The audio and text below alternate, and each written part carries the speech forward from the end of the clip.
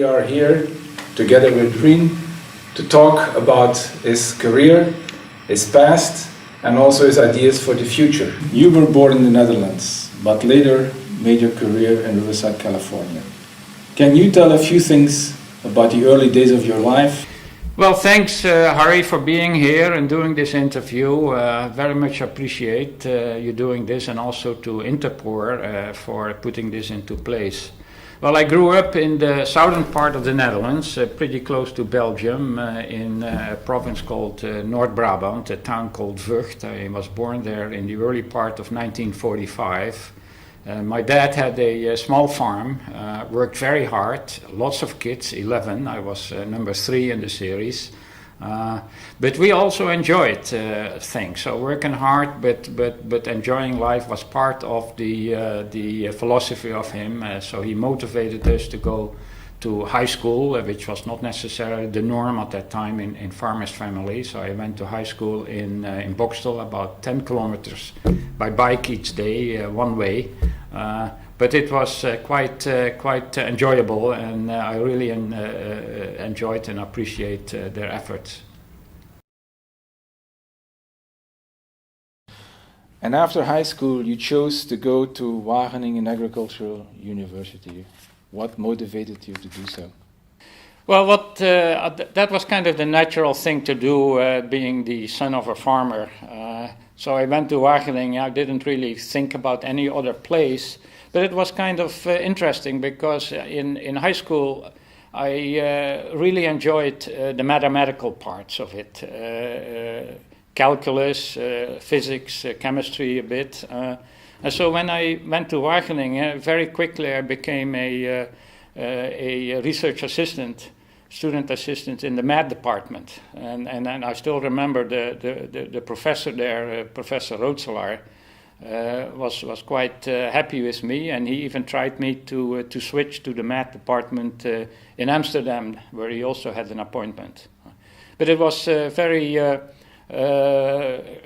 useful for me to have this interaction with agriculture as well as doing the math that I then liked and of course further worked on during my life. Yeah.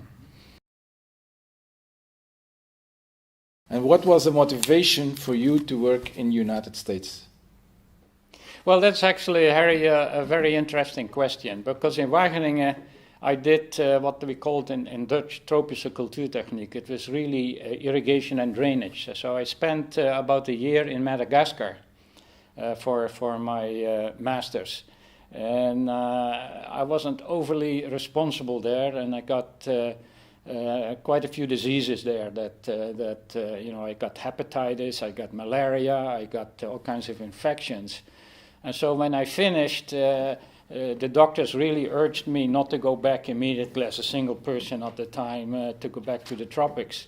So what I did actually, I wrote 5 people in the States. I thought I could just go for a year there and then see what I should do in the future. So I wrote 5 people, only 2 answered that they were willing to accept me, but only one who offered some money for my stay. And that was actually Peter Renga, who also graduated from Wageningen. And then really interesting, when I went to, and he was in Las Cruces, New Mexico. When he went there, he immediately said at the airport, Rien, there are 3 problems. First of all, you have to change your name. Rien van Genuchten is very difficult to pronounce. Secondly, the only way I can pay you is for you to answer the PhD program. So you have to go back to school, and that was actually not my intention to go back. I just wanted to go for a year and then see what to do next in my life.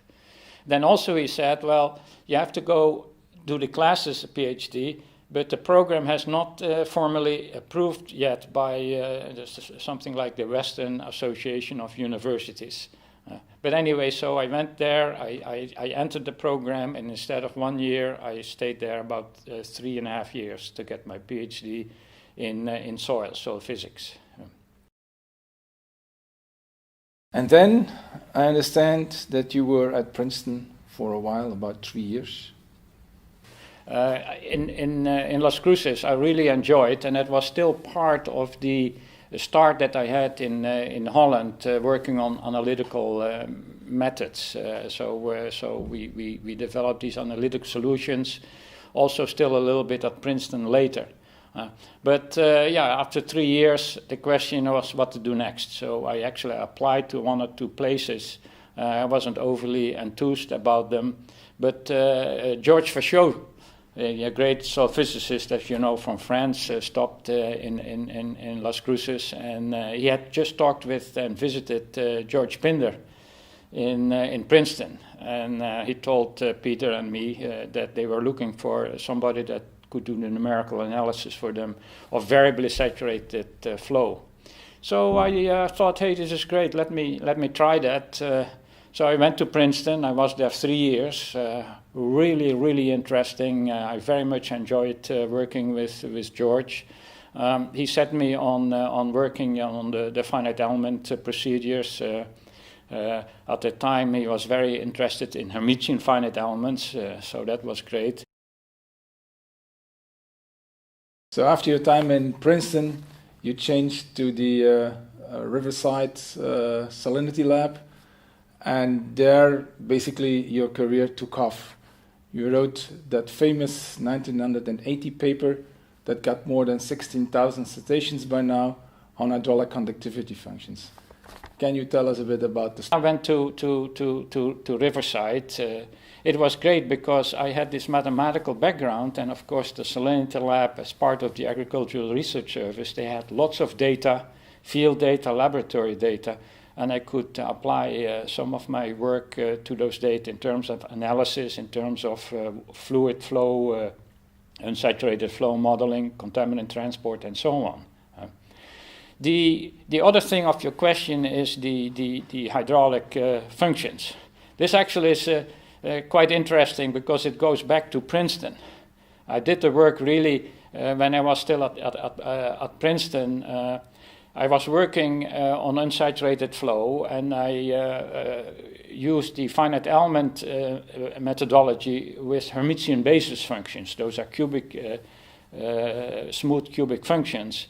And there were some challenges, especially because the norm at the time, the equations were the Brooks and Corey equations with a discontinuity in the slope of the function, the saltwater capacity. And I had great trouble in the way the numerics worked at that time to get good stable solutions. So I started looking at some alternative equations, and that's where I came up with this smooth function that we published much later.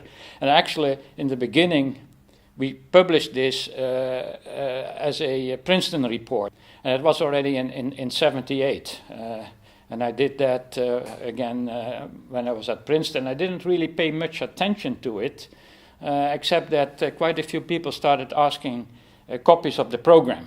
At that time, we had these card decks. And one of the users was Jacob Dane.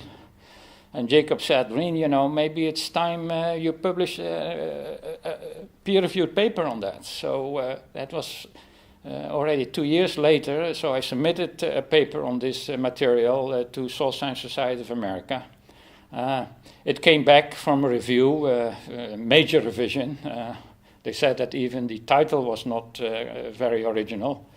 I nearly withdrew the paper. I was a little discouraged, but okay, I revised, it got accepted, and of course then it took off, and for whatever reasons it became very popular, not just in the soil and hydrological sciences, but in petroleum engineering, civil engineering, even in biomedical research. Think about membranes in your system, living membranes. So yeah, it was quite some interesting piece of work that was done then. So that's good to hear, especially for young researchers, that they should believe in what they do and be persistent, and then they can really also make breakthroughs happen. The same as it happened with your equation, which is, as I said, known under Moellem van Genuchten, or perhaps better van Genuchten Moellem. But these were not the only activities that you were involved in. I mean, given your background in terms of numerical modeling, You also started working on modeling codes for the Vedas zone, like Stanmud and Hydrus. Perhaps you can tell us a bit about how that came to happen.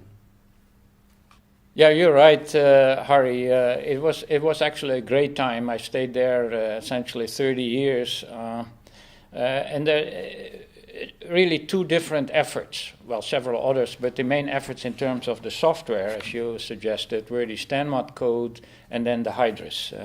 The Stanmud is basically a studio or a suite of analytical models, and it goes back all the way to the time I was still at New Mexico and then Princeton, where I worked on some of these analytical models.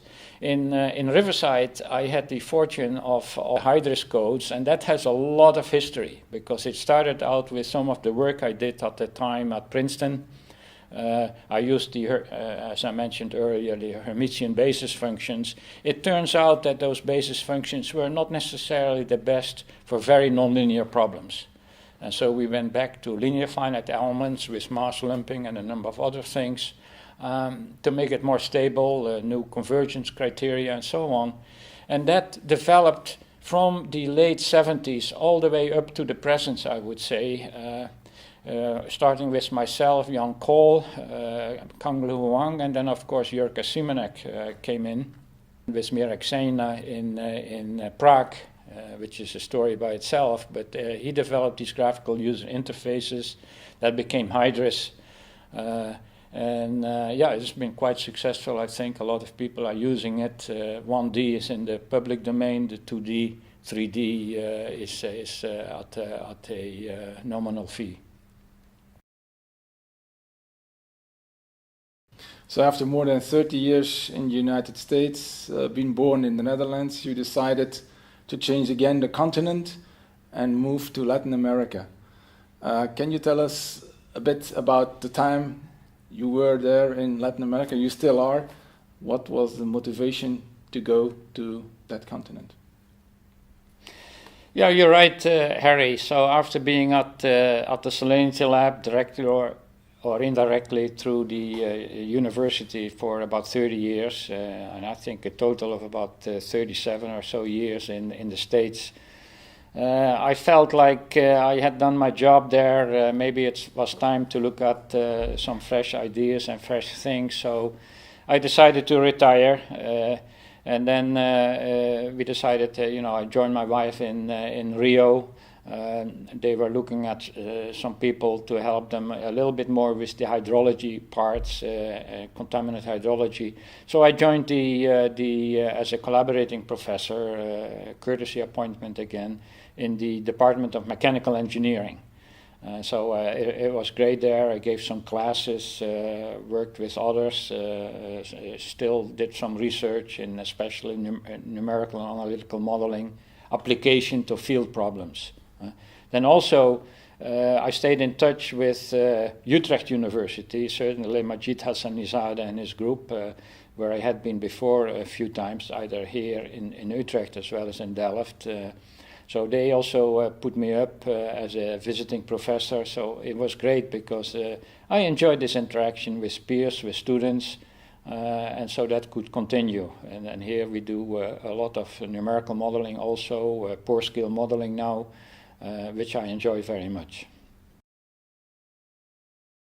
So Rien, what I learned from you is that it is important also to communicate and exchange amongst each other, not keep the data for yourself, keep your models for yourself, but also exchange them. You had these two very successful conferences in 89 and 97, organized at Riverside, which I had the honor also to attend.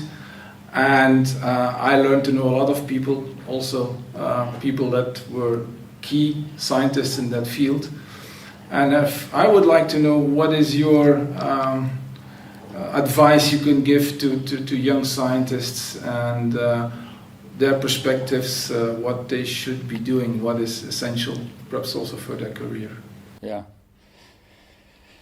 That is quite a lengthy question, Harry. First of all, and then also about the conferences we had in Riverside. It goes back to the enormous fragmentation that we have again in vadozone hydrology or in hydrology, atmospheric sciences, think about hydrogeology and so on. And so these conferences were intended to bring people together from different disciplines, to use, to understand even the nomenclature we're using for, water retention curve or PCS curve or PF curve so to communicate. And we could learn a lot from each other. And this is also what I noticed when I started doing my research on dual porosity modeling. There was material coming out of chemical engineering, petroleum engineering, hydrology, and so on. And then, how to benefit and take advantage of each other.